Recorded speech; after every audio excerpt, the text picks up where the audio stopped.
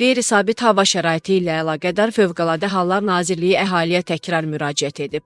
Yeni Sabah az məlumat verir ki, müraciətdə deyilir. Öncədən xəbərdar olunduğu kimi, keçən gündən başlayaraq ölkə ərazisində güclü yağış və küləklə müşayiət edilən qeyri-sabit hava şəraiti hökm sürür. Təbii hadisənin yaratdığı fəsadların aradan qaldırılması ilə əlaqədar Fövqəladə Hallar Nazirliyi aidiyyəti dövlət qurumları ilə əlaqəli şəkildə operativ tədbirlər görür, əhalinin həyat və təhlükəsizliyinin təmin edilməsi istiqamətində müvafiq addımlar atır. Qeyd edilənləri nəzərə alaraq, Fövqəladə Hallar Nazirliyi bir daha əhaliyə müraciət edərək hazırda müşahidə olunan və aprelin 17-nə qədər davam etməsi gözlənilən qeyri-sabit hava şəraiti ilə əlaqədar müvafiq təhlükəsizlik qaydalarına və aidiyyəti qurumların xəbərdarlıqlarına ciddi əməl etməyə, o cümlədən zərurət olmadığı halda yaşayış yerini tərk etməməyə çağırır. Ağsuda sel ekskavatoru aşırıb. Hadisə nəticəsində bir nəfər ölüb, 3 nəfər yaralanıb.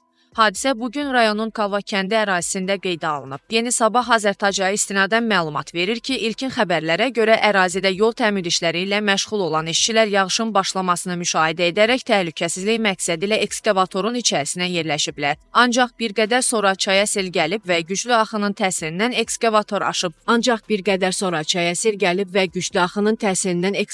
aşıb. Hadisə nəticəsində ekskavatorun içində olan 4 nəfərdən biri hadisə yerindəcə həyatını itirib. Digər 3 nəfər müxtəlif dərəcəli bədən xəsarətləri alaraq çətin vəziyyətdə texnikanın içində köməksiz qalıb. Əraziyə dərhal Fövqəladə Hallar Nazirliyinin xilasediciləri cəlb olunublar. Yaralılar ekskavatorun içindən çıxarılaraq Şamaxı rayon mərkəzi xəstəxanasına təxliyə olunublar. Hazırda hadisənin hansı şəraitdə və necə baş verdiyi araşdırılır. Faktla bağlı aidiyyəti qurumlar tərəfindən təhqiqat aparılır.